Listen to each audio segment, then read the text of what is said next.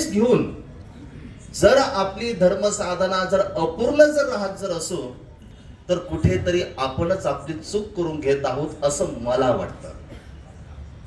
आचार्य श्री नागदेवाचार्य त्यांना त्यांची जबाबदारी सुद्धा माहिती होती. आता ही झाली तुमची बाजू.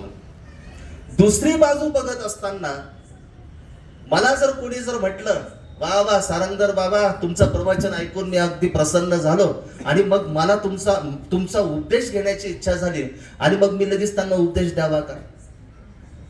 त्यांची माझी ओळख नाही, काही नाही. मग मी त्यांना म्हणावं, हा असं आहे का, उपदेश घेता का? वा वा, खूप चांगला योग आला. नाशिकमध्ये माझा एक शिष्य तयार झाला. आता मग मी सांगेल, जेवण झाल्यानंतर भेटा मला, मी तुम्हाला उपदेश देऊन टाकतो. मला बोलवले, कोणी बोलवलं? आमच्या शास्त्री बाबांनी भेटवलं, मला बोलवलं. पण त्यांना सांगू नका, त्यांना काही सांगू नका, मी तुम्हाला चुपचाप उपदेश देऊन टाकतो. मी उपदेश देत असताना त्या प्रलोभनाला बळी न पडता ज्याला मी उपदेश देत आहे, तर खऱ्या अर्थाने मी त्याला शेवटपर्यंत मार्गदर्शन करू शकतो का?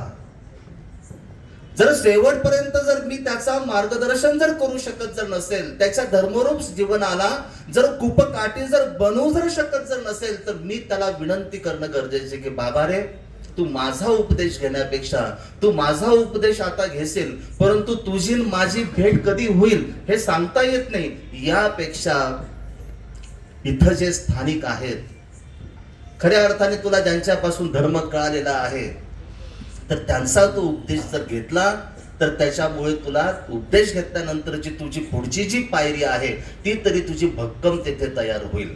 ही जबाबदारी माझी सुद्धा आहे, उपदेश देणाऱ्याची सुद्धा आहे. आणि मी जर खऱ्या अर्थाने जर एखाद्याला उपदेश जर दिला जर असेल ना, तर माझी जबाबदारी आहे. मी फक्त एखाद्या वर्गणीपुरता तिथे जाऊन फायदा नाही, मी फक्त भिक्षेपुरता जाऊन तिथे फायदा नाही. कधीतरी या सगळ्या गोष्टी बाजूला सारून कधीतरी मी तुझ्या घरी आलो ना, फक्त तुझा धर्म तपासण्यासाठी घरी आलेलो आहे. तुझ्या